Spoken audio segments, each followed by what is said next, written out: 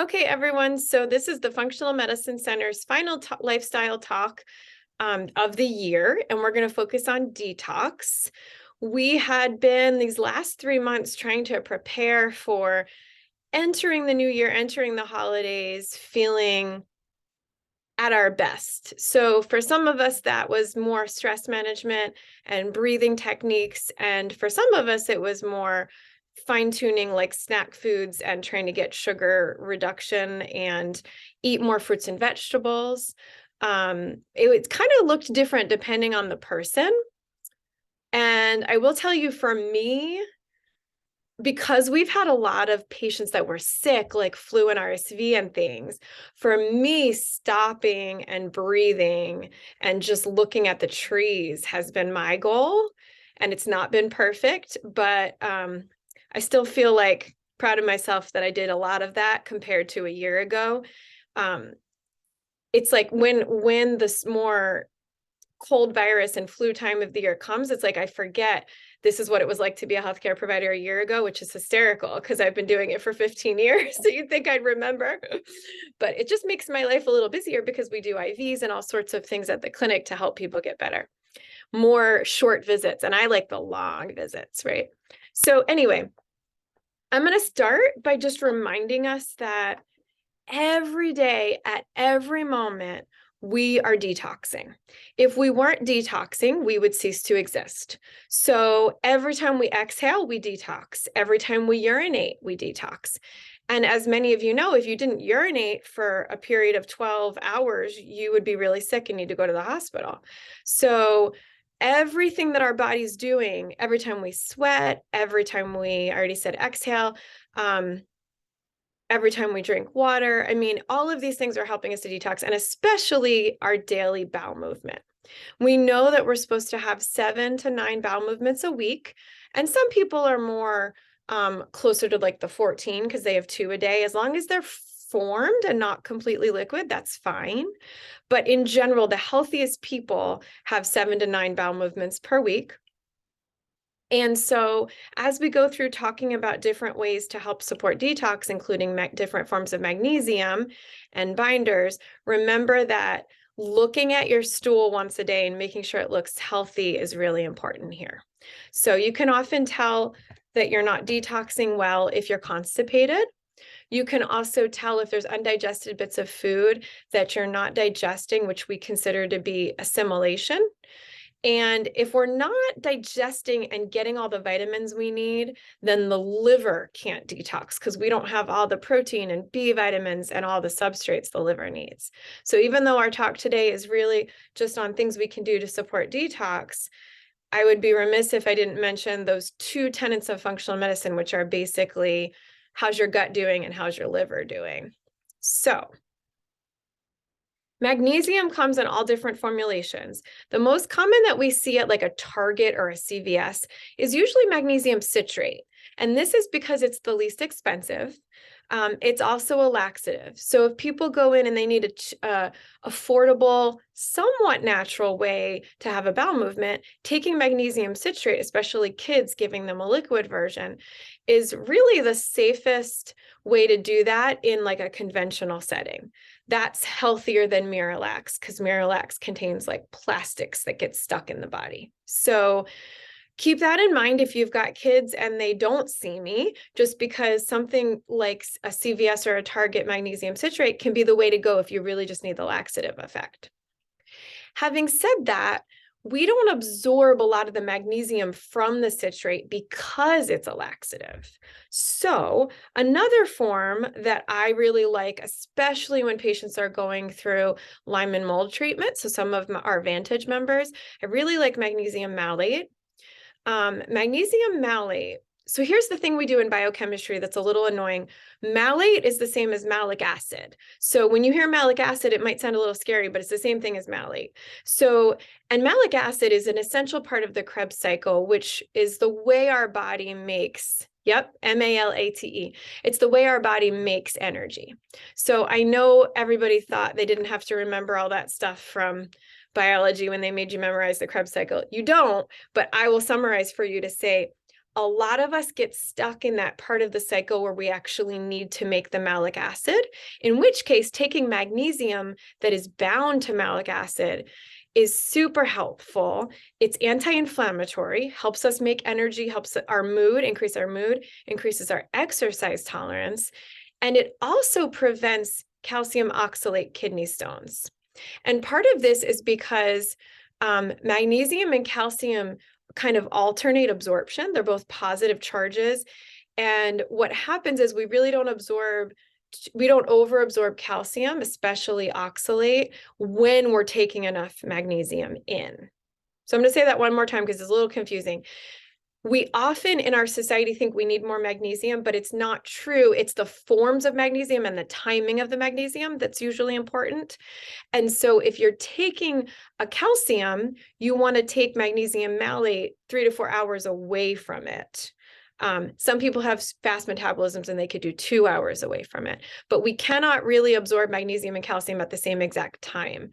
So there is, and I don't want to badmouth any brands, but there is like an over-the-counter, like one at CVS, a Country Life brand of magnesium that contains calcium. And that's a waste of money because you're not going to absorb one or the other. You're going to just poop it out. So, and as we know from studies like big meta-analysis they've done on like Target or CVS supplements, a lot of times the formulation is not great and it is a waste of money. So, but focusing on what Fullscript or what, we see at Weaver Street or Sprouts or Whole Foods, some of Whole Foods has to offer, we can look at a quality magnesium malate. I think my favorite is actually by Nutramedics. It's just a super clean magnesium. It's only going to be 100 milligrams, but that's okay because that gives us space to use other formulations of magnesium throughout the day. Magnesium malate, super safe for kids, especially kids that are going through Lyme or mold treatment. Oftentimes the dosing of all of these that I'm going to go through is weight-based. So you want to check, and it can be genetic because some of us do not detox as well as others, and we can have a genetic magnesium deficiency. We can also have genetic issues with that MTHFR mutation or other mutations like a SNP on the CBS mutation it's called, or SNP. And so if you've got genetic reasons for low magnesium, sometimes you need more. And usually I can tell you if you have those based on symptoms. We don't usually need to do genetic testing. In general, let me back up just a little bit and just talk about general magnesium. It's involved in 300 different reactions in the body that all have to do with detox. Magnesium influences the cardiac tissue in terms of how excitable is the cardiac tissue, which in turn influences something called HRV, or heart rate variability. I talked about heart rate variability back in June when we did an adrenal talk because heart rate variability, HRV, is one of the best predictors we have in terms of future health. So when we calculate HRV, we can often tell you how healthy you're going to be 10 years from now, which I think is really cool. And it's not a blood test. It's done totally differently. There's a book on the vagus nerve that I mentioned in that talk that I can find again if you all want it, that just gets into more detail about cardiac health. But so we know we need magnesium for the heart to be healthy. We also need magnesium in order to use insulin in the cell. So a lot of my patients that are pre-diabetic and have insulin resistance, it's not a problem with enough insulin. It's actually too much insulin. It just can't get into the cell. So having said that, if you eat a lot of sugar, especially around the holidays, and drink alcohol, which turns to sugar, you actually need more insulin to get into the cell. Insulin is able to lower the blood sugar. So you use up your magnesium more quickly when you eat sugar. Does that make sense? So like the average American diet might be 300 grams of carbs. I'm trying to convince most patients to bring it down to like 100, 120 grams of carbs. But over the holidays, if you have 300 grams of carbs and you haven't been eating that way, you need more magnesium. We also need magnesium in terms of nerve transmission, movement, exercise, and it's anti-anxiety. So it does help increase the happy neurotransmitters in the brain. And we need magnesium to tell the brain to go to sleep. So that's another place we need magnesium. We also, I already mentioned we need magnesium to make ATP, which is how we make energy. So if you're feeling really fatigued, even though magnesium helps you sleep, taking it at night may help you feel more energy the next morning. Different forms of magnesium can be taken more easily in the morning. So I'll talk about that in a minute. We also need magnesium to make our DNA.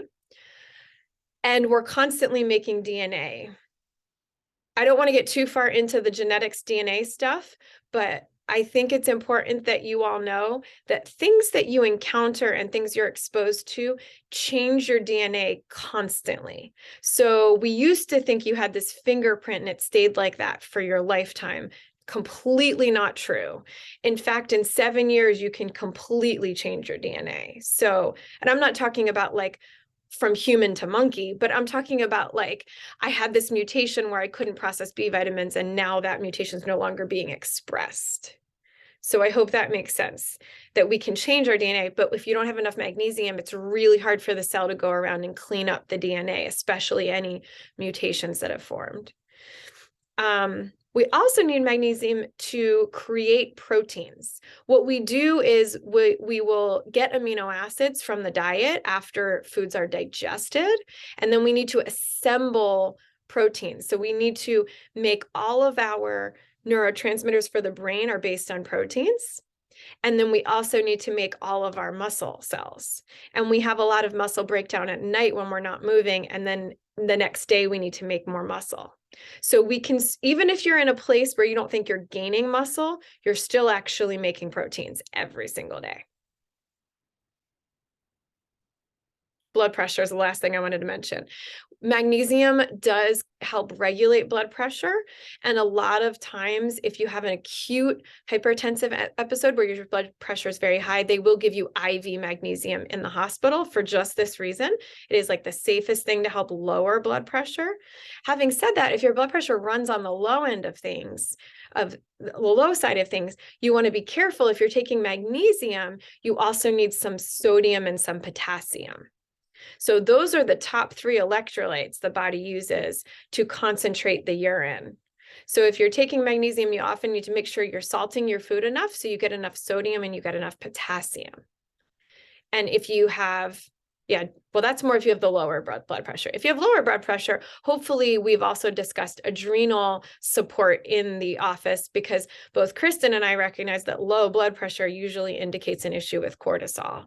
So if we haven't talked about that yet, and you know you always have low blood pressure, talk to us about it, because there's like a healthy low, like 110/60, and then there's a dangerous low, like 90/40, like some of our patients, where when they stand up, they're dizzy because their blood pressure is so low. The next, so the first type of magnesium that's really good for you is the malate. The citrate's the inexpensive one that you can use for constipation. Glycinate, magnesium glycinate is great for some patients. And we were just talking about this morning with the patient, how we may need to rotate it though. You can take magnesium glycinate for 3 months and then need a different type. But it does help the most with insomnia, definitely helps with PMS, leg cramps, bone density. So magnesium glycinate can be great because it does not cause diarrhea or loose stools. And I'm going to get to kind of my favorite at the end. I'm going to summarize. The next one is magnesium L-threonate, or Neuromag, Neuro. It is the best for brain health. So when I see patients that have anxiety or OCD or insomnia or PANS, which is like autoimmune neurological inflammation in my pediatric patients, then magnesium L-threonate is the best. The tricky thing about magnesium L-threonate is it comes in these capsules usually that are not that potent. So they'll be like 80 milligrams in a capsule. And sometimes we need to get someone up to like 400 milligrams a day. So it depends on how old the patient is, how we work through that. But all forms of magnesium help with brain health. It's just that the L-threonate is the best for the brain. And then magnesium oxide is the next one I was going to mention. Magnesium oxide seems to be the best for like healing the lining of the gut, as well as if people get migraines. But there's a lot of reasons for migraines. So if the magnesium doesn't help, then we go to the next thing. And so I like that one the best when patients are like, my whole life, if I got upset, it went to my stomach. Like I got a stomach ache, or even in the office talking to me, they're like, I just don't have great digestion. The magnesium oxide can be the best. And then I think the last one I wanted to talk about was succinate. Magnesium succinate activates the B vitamins. So if we don't get enough magnesium succinate, we will not be able to completely activate the B vitamins. Now we can make succinate from other things, but it's a little bit trickier with like the standard American diet. Magnesium succinate also has a big role in blood clotting. So if you're someone who bruises easily, you might want to consider taking a form with magnesium succinate in it. And the opposite of that, though, is if you clot easily, should you avoid the magnesium succinate? And there is no evidence that taking too much will increase your clotting beyond what it normally would be. So it's safe. Magnesium succinate is also involved in making ATP or energy. And it's also being involved in bone and fatty acid formation. So if I've told you your omega-3s were low, or if Kristen has told you your omega-3s are low, you might need more magnesium succinate. The typical adult, and there's research going on right now about this because the FDA guidelines need to be updated in terms of magnesium requirements. But what we know from research is that the typical adult probably needs like between 1,200 and 1,600 milligrams a day of magnesium, but you're not going to take all that in supplement form. You get a lot of that through your food. The problem is the soil's been over-farmed. So when I eat a potato today, compare that to 30 years ago, if the soil's depleted of magnesium, then that same potato that used to contain 100 milligrams now only contains 30. So we have to be really careful because it's much, much harder to get magnesium from our fruits and vegetables than it used to be. And magnesium is the most common deficiency in this country in terms of vitamins. So probably everyone would benefit from some form or from cycling some of them. The question is, what milligram dosage would be best for you? Most people need between like 350 to 400 milligrams supplement, but some people, especially if they're going through periods of insomnia or stress, they can take up to 1,000 milligrams because they're only getting a little bit from food and they're using it up so quickly. But I would not recommend going above 400 milligrams a day unless you have explicitly talked to me or Kristen. So that's really the whole thing I had on magnesium. I wanted to remind you that when you inhale through your nose and exhale through your mouth, you do detox a little bit more than when you inhale through your nose and exhale through your nose. So I'm curious, could we all take a moment and just inhale through the nose and exhale out of the mouth? And maybe even sit up taller because our posture will allow the lymph to like drain better and then we detox better. So inhale through the nose, exhale out of the mouth. And you can do that anytime during the day you're feeling really stressed. It's not a fancy thing, but it's free and it's there. Any questions? Oh, so one question was orotate. What is magnesium orotate? So there's quite a few that I didn't mention just because they're less common or they're not really used in functional medicine as much. Here's that Cal brand. They make a magnesium orotate. It has to do with orotic acid, which is in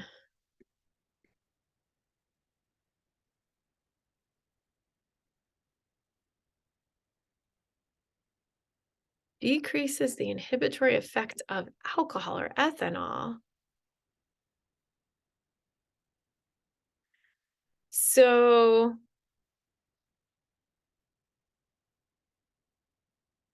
Interestingly, magnesium orotate definitely has to do with arginine processing. Arginine opposes lysine, and we know that you need more lysine if you have cold sores or herpes outbreaks. So I would say if you have, I'm just looking to see, are there any other research-based things?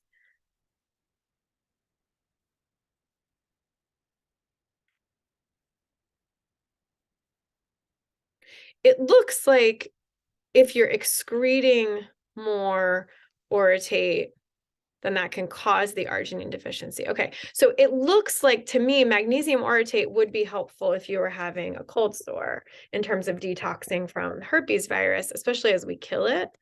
Other than that, I don't know that I would recommend it. Let's see. Cardiovascular, it can have some help there. Yeah, I mean, I think I prefer the ones I already mentioned, but sometimes people have, everyone's an individual. So sometimes people have issues processing certain types of magnesium, in which case keep moving on and try another one.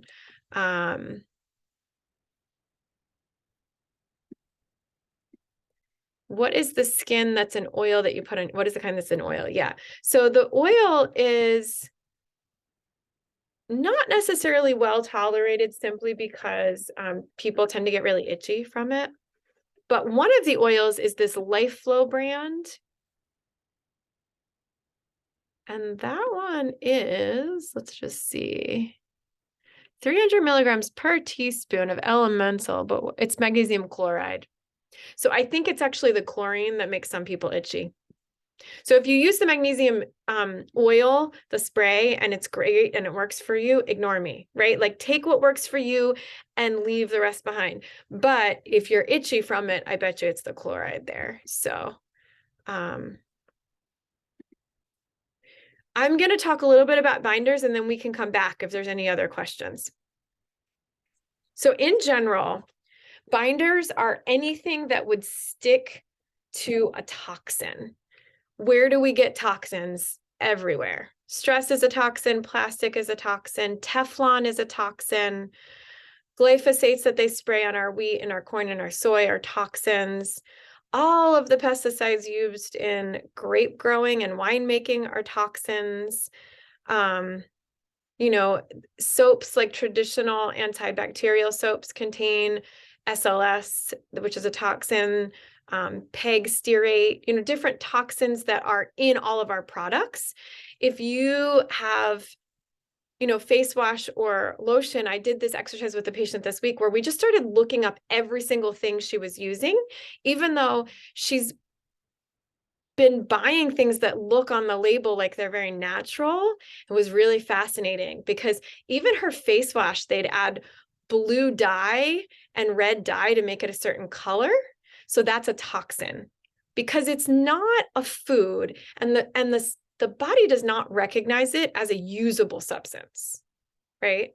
So our overall toxic burden will slowly increase throughout our lifetime.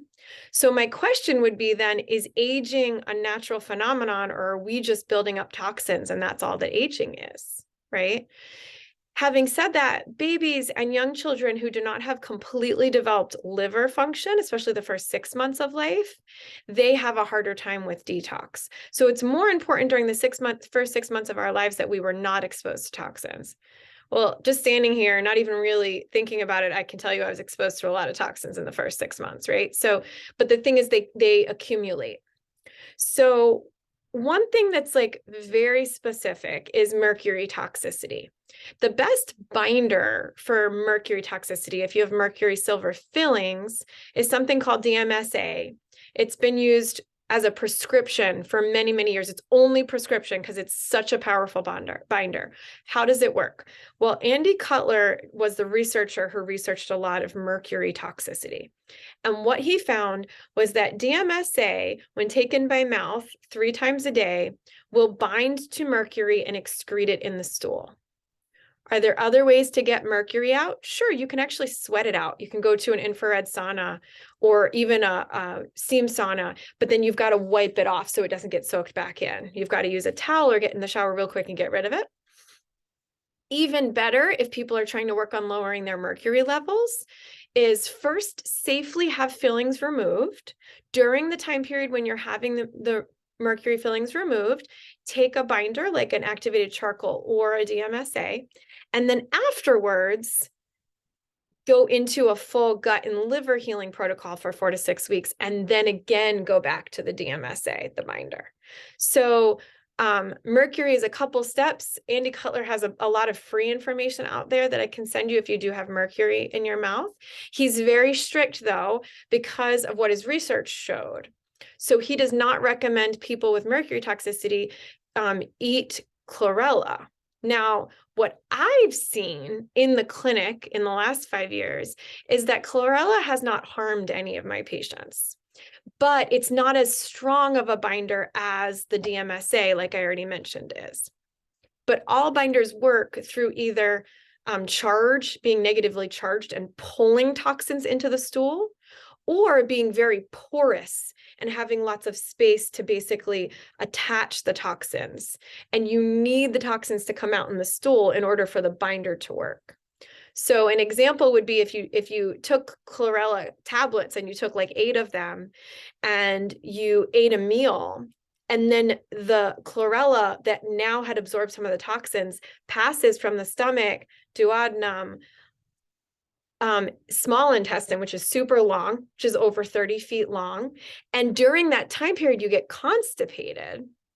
Then what happens is you reabsorb the toxins right out of the chlorella. And eventually, if you poop 3 days later, the chlorella comes out, but the toxins did not.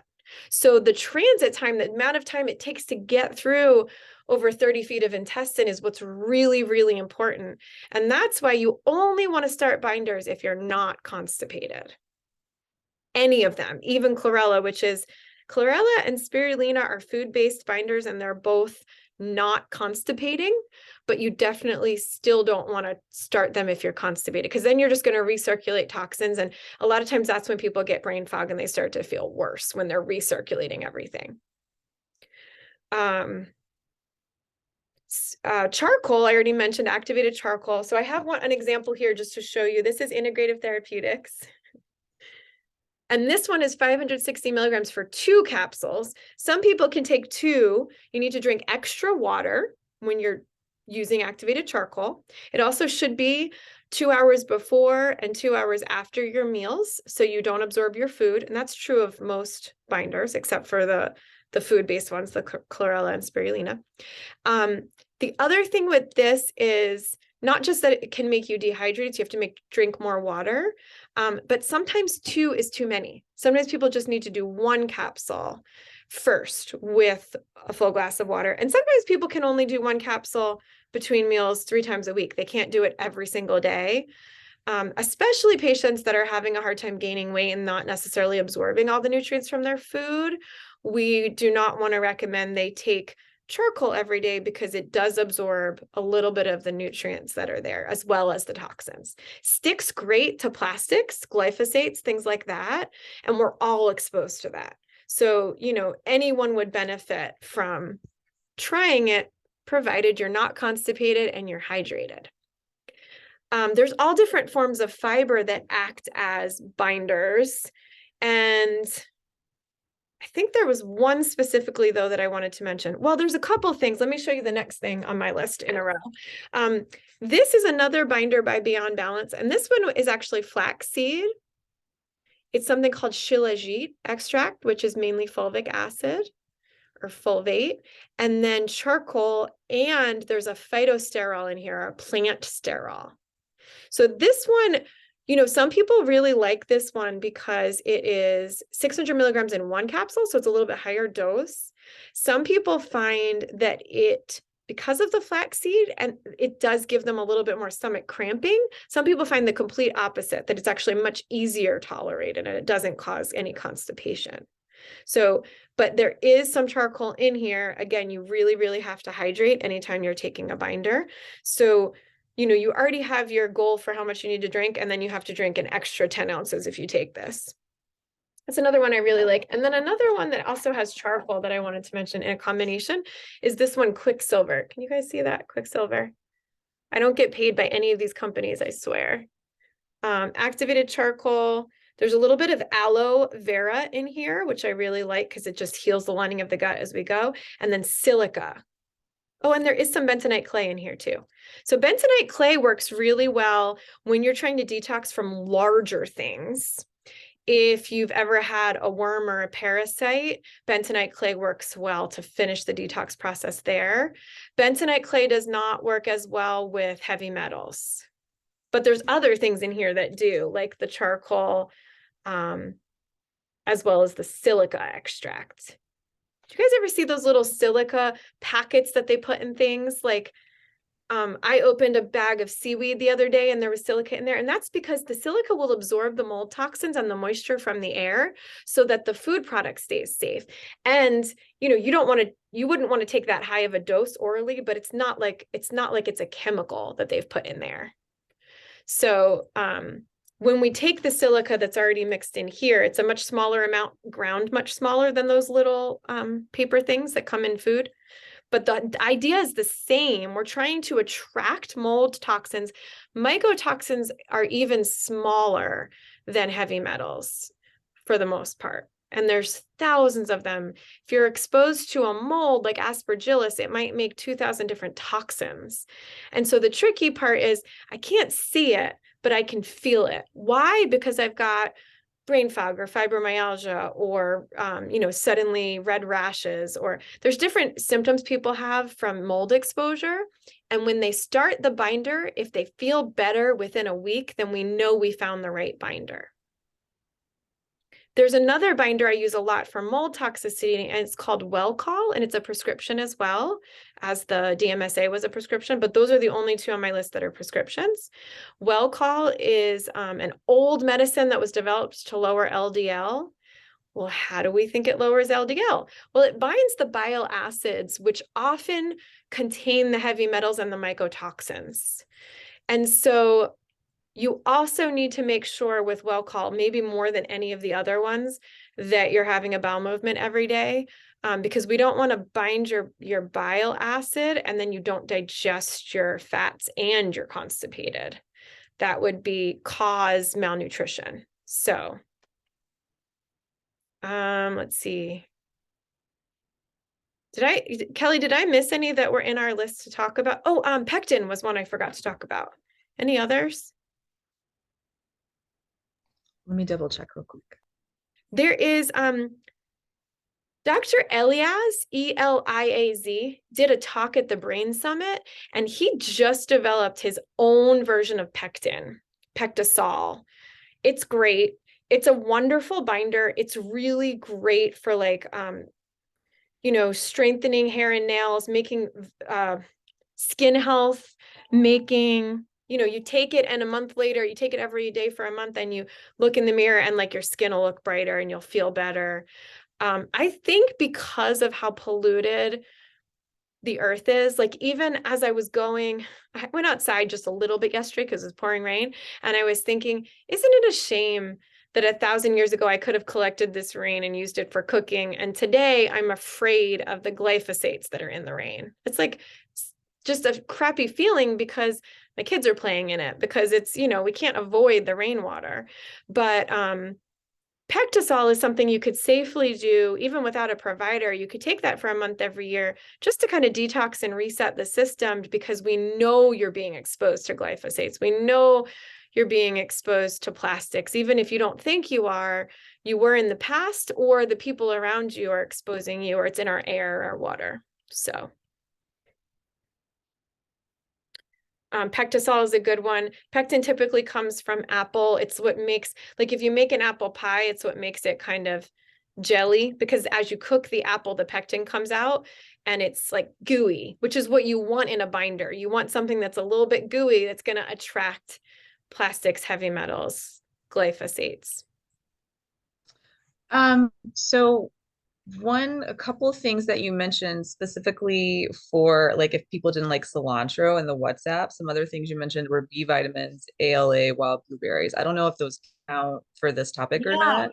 Yeah. So interestingly, that's why in this one they put the phytosterols like plant sterols that are in the blueberries will actually hold on to heavy metals. So especially wild blueberries that are not sprayed, because it's kind of silly to take a binder that contains chemicals when you're trying to detox from chemicals, right? So, and that's actually the wild blueberries, and the heavy metal smoothie comes a little bit from the medical medium, Anthony Williams. Some of the things he says, though, are not biochemistry sound, whereas that is true, that wild blueberries do help you detox from heavy metals. And then the other things I mentioned there, the B vitamins just support the mitochondria in the liver. So all of our cells contain mitochondria to help us detox and make energy. But the liver, each cell in the liver contains 10,000 mitochondria. So it's really the place where we do the most detox work. And if your liver is sluggish, the only way I know is really from symptoms. It takes a long time for the liver being sluggish to like affect the blood work. I don't have a great blood test for it. Transaminase or liver enzymes, they become elevated 20 years into liver disease, not in the beginning, right? So everybody can definitely work on making sure they're getting enough B vitamins to support their liver. And again, stress is a toxin. I see a lot of women that are still cycling, and we need more B vitamins during the luteal phase. And sometimes our mood really shows it. So if you're getting angry or you're short-tempered before your period, a lot of that is also B vitamin support.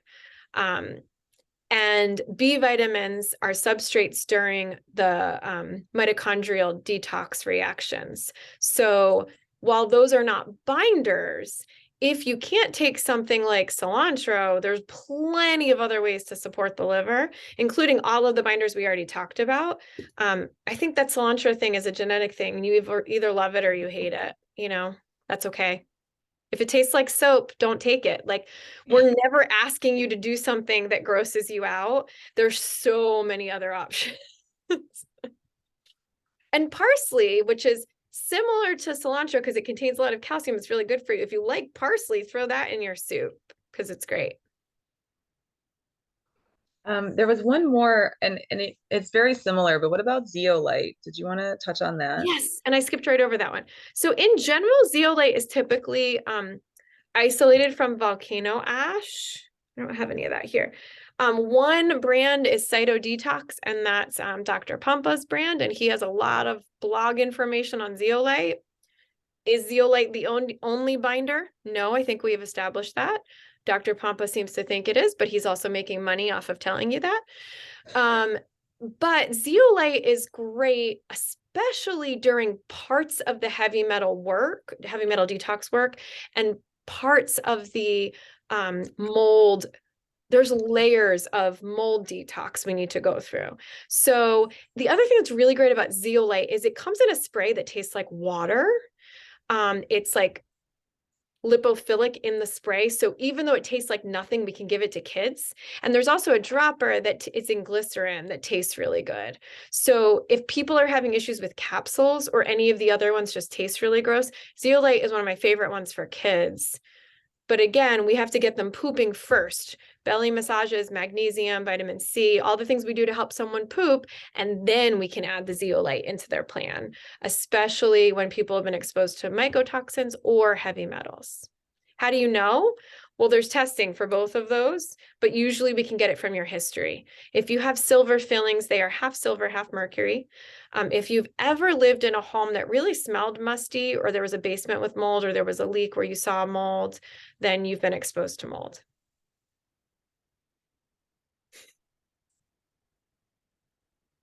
It's hard in North Carolina to find homes that have never had any mold, but you can do it. But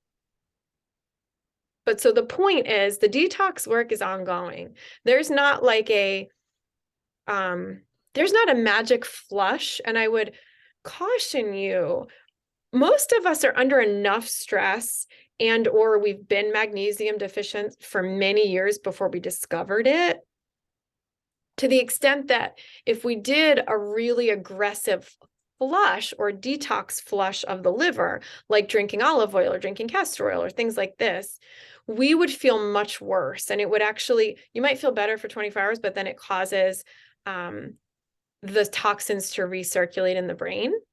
And so I've had a lot of patients that tried like Googling liver flush, and then they came in 2 weeks really sick with symptoms they never had before. The body's really good at sequestering toxins because it doesn't want them to be in the bloodstream on purpose to save you. So we want to slowly bring them out over time. We don't want to acutely dump all of our heavy metals out of our bone or out of the fat, which is why also sometimes acute weight loss can make people feel sick. So if you lose 40 pounds in 4 months, that's too quick. The other thing I was going to say about Kelly, was there anything else? I had one other thought, but I'll think of it. It's gone now. Yeah. So I was wondering, what about magnesium sulfate? When Tamian's question about magnesium for skin and what type, and so I was wondering what you think about Epsom salts, or the efficacy, how much Yeah. we absorb. Yeah. So I think Epsom salts are great. And this is where I think it's good to go with your intuition as the patient. And for me and Kelly to go with our intuition now that we've gotten a whole picture of you. Some people, I don't know if it's their astrological sign or what it is, but they sit in that bath and there is something so much more therapeutic about being in the water and experiencing the Epsom salt. It's not just the amount of magnesium they're getting. It's like a whole reset, a whole cleansing, and the water is great for them. Other people, when I tell them to get in the bath, they think I'm crazy because they don't like baths. They definitely don't want to sit still. And so just you got to work with what you've got. And if Epsom salt is not appealing to you, try something else. We absorb it from the bath, definitely, because I have seen kids where we did Epsom salt baths for a month and rechecked their magnesium level and it was higher. So I know, because we can check our red blood cell magnesium level and see it go up. I know we absorb magnesium from Epsom salt. Having said that, it's much lower absorbed through the skin than it is when you take it by mouth. And IV magnesium is absorbed even faster, even more readily. That was the other thing I was going to say is some providers are marketing IV chelation for heavy metals. And here's the thing. You can do IV DMSA, which was the first binder I talked about for mercury poisoning or any heavy metal toxicity, lead, arsenic. And you can IV chelate someone, but it's supposed to be 3 times a day. It's supposed to be an IV 3 times a day. So if the provider is telling you to come in once a day for a week, what happens when the half-life of the medicine wears off is then a bunch of the toxins are now recirculating. So I've also had patients that felt better, like going once a day for 2 weeks, they felt better. And then as soon as they were finished, they felt way worse again. So I do not see the papers, the research to support IV chelation in the way that it's typically done in these functional medicine clinics. In the hospital, if somebody comes in, like a 4-year-old comes in with an acute lead poisoning, that's different because they have them on a constant IV to chelate. That's very, very different than what these more like boutique-y practices are offering. So be weary of IV chelation. Do your own research, and if you look on PubMed, it's pretty much a no. So there's a lot of supplements. There's a lot of try this out there. If it sounds too good to be true, it is. And if you're exposed to mercury because the fillings break down in our teeth over a period of 20 years, it might take 10 years to get that out of your system. It may not be a thing where in 2 weeks we can just successively do it, but that's okay. We're all walking this journey, and maybe part of it is recognizing what's happening, understanding, learning, grieving sometimes, and then knowing what to do for ourselves. I think we're moving away. Kelly and I are moving away from this idea that like you walk in one day and 12 months later you're cured and you walk out of the clinic never to see us again. What we'd love is that if you at least know your body better and then you know how to prevent things that are not normal aging, which is a lot of it, like look at someone like Jack LaLanne who was exercising his whole life and on TV exercising his whole life, like Like it wasn't just his genes, it was the fact that exercise will help your body detox. Um, and stress really slows down the liver's detox processes. So sometimes just seeing the lighter side of things or switching your perspective can also help your liver detox because your mindset really matters, which is something that we talked about last month with our lifestyle class. So Kate, what you said about exercise helping us detox. So I did a little bit of research, but I can't like speak to it the way that you can. But there was an institute in Sweden that talked about exercise and movement, and there's something with moderate aerobic exercise, and your muscle tissue actually starts to produce an enzyme that supports your body's detoxification pathways. So your muscles almost start to work like a detox organ is what this research is saying, which seems so wild, right? Um, yeah, I think that's really awesome. And so moderate aerobic exercise. It doesn't have to be it doesn't have to be high intensity. It doesn't have to be a long run. It doesn't have to be, yeah, yeah. and I think it's superoxide dismutase, which, and then let me see what there was an article I read too. This has been a lot of research in the last 4 or 5 years just on moderate physical exercise because we have confirmed with all of the data that exercise prevents Alzheimer's. And that doesn't make sense to the conventional medical community. They're like, what do you mean Alzheimer's is prevented by exercise? That doesn't make any sense. How does moving your body affect your brain? Well, it turns out it's all connected. It turns out your brain's actually connected to your body. I'm being a smartass, but you know what I mean? Like moving your body is not just about blood flow increase to the brain, but that's part of it. It's also that the muscles are going to pull on the fascia. The muscles are going to kind of tear a little bit and heal, tear a little bit and heal. And this creates like a breakdown and then a rebuilding up. And what we know in the body is that the system works well until it's stagnant. And we actually need something called apoptosis, which is programmed cell death. Without that, we have MS, we have Lou Gehrig's disease, we have Parkinson's. So without this programmed cell death or exercise, we're really stuck with these cells that are not functioning well, that will not die. So it sounds silly because you'd think like, well, if I kill a bunch of my muscle cells, that's not a good thing. No, it is a good thing. And like Kelly said, moderate exercise because sometimes the general stress level of your life is really high, and going and doing a really intense exercise is actually not good for your hormones, and it will throw a bunch of things out of whack. So for example, if you're in a place where you're, someone lost a job and there's financial stress or there's relationship stress, and then you've got little kids and one of them is sick and there's stress there, and then you're a mom and you're working and all these time commitment stress related things, and you didn't get enough sleep, and then you go to the gym and let's just say you work out for 2 hours and you're in the luteal phase where it's harder to hydrate during the luteal phase anyway, and it's harder to get enough protein.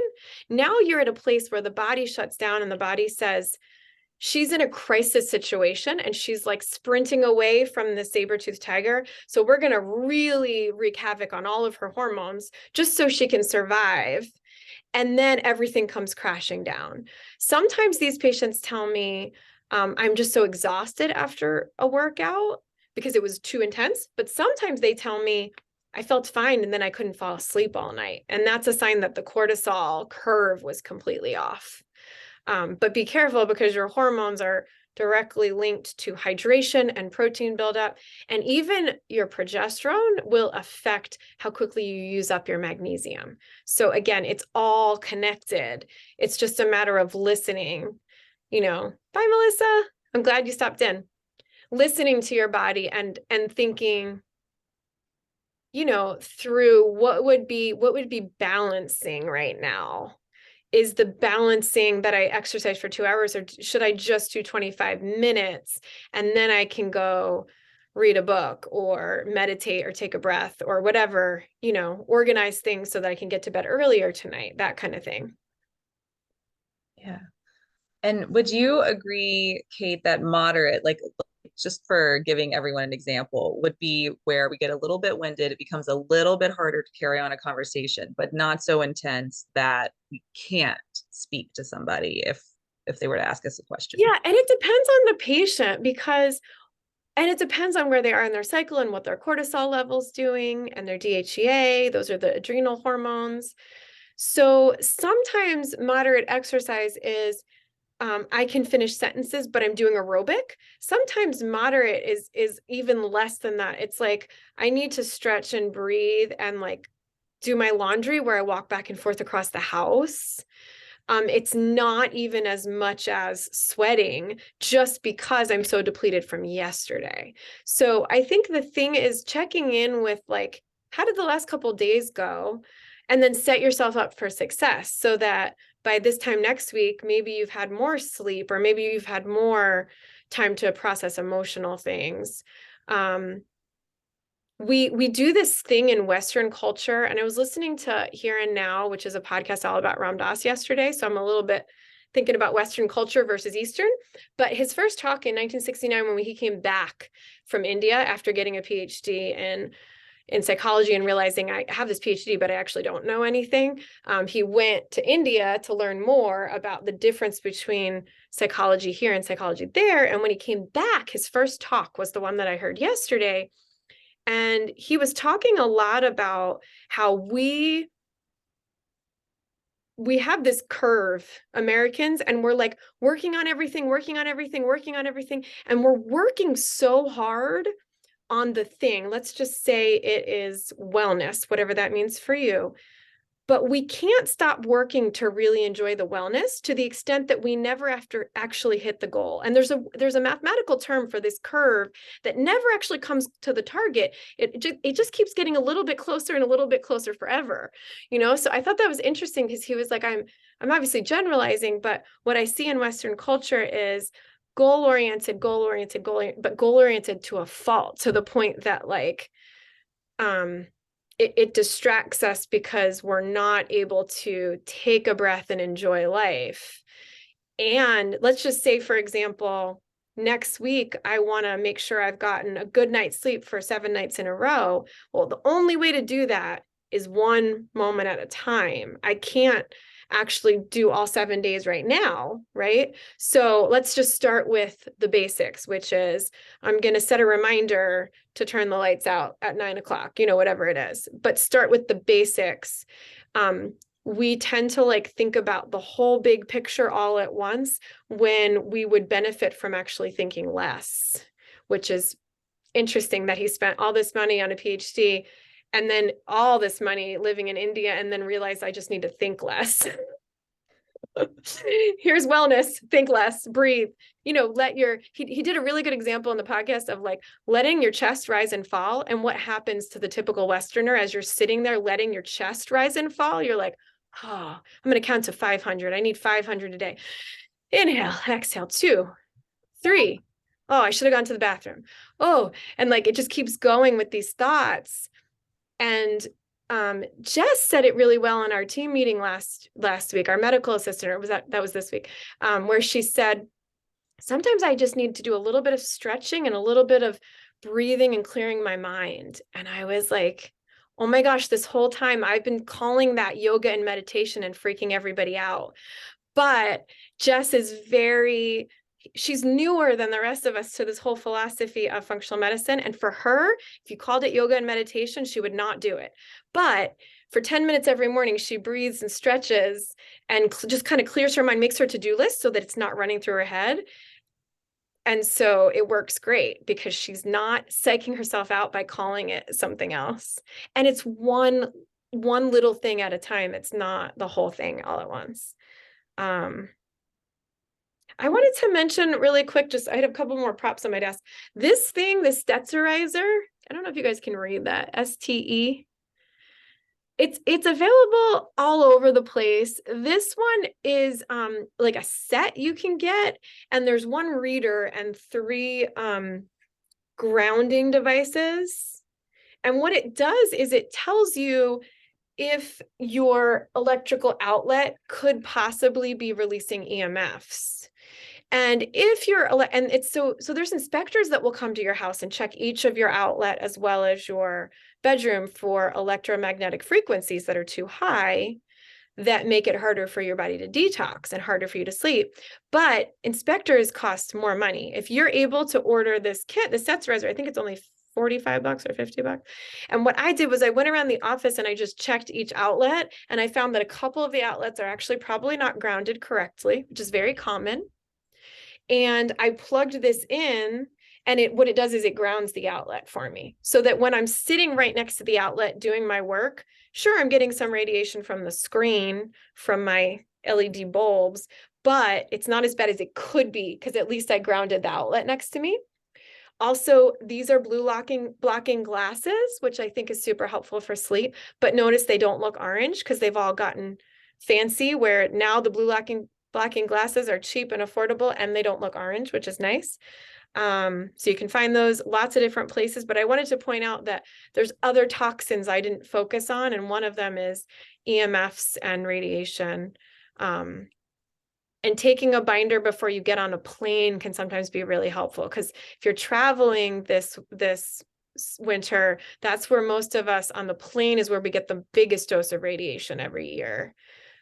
Way more than an x-ray, like 10,000 x-rays, so taking a binder, trying not to eat crap on the plane, which is easier if you're keeping a mask on. And then I mean, the detox handout, I think we'll email to everybody if you're interested. Any other thoughts before I end the recording? And then you can let me know if you have more private questions. Why is radiation so high in a plane? The air is thinner, so the atmosphere in and of itself can't block, and then you're that much closer to the sun. So the radiation coming from the sun is really strong up there. You think about a plane being like 10 to 20,000 feet up.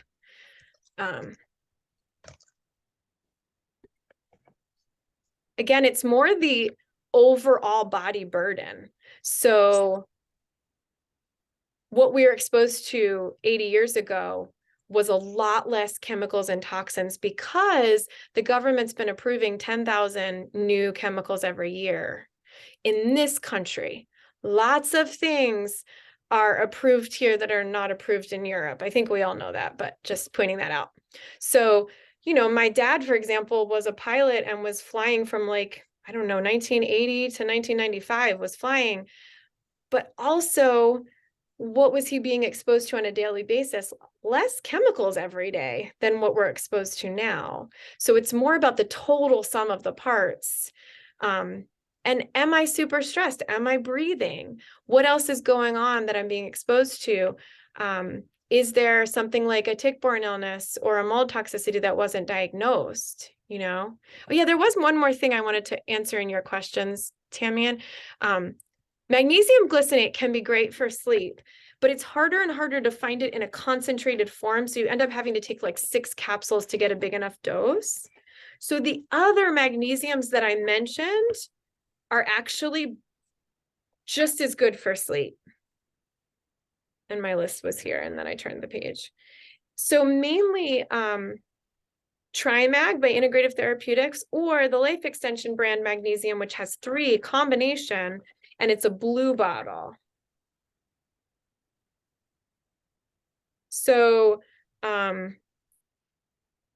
citrate, magnesium citrate, magnesium oxide, and magnesium succinate are all in the those combination ones, the Trimag and then the Life Extension magnesium.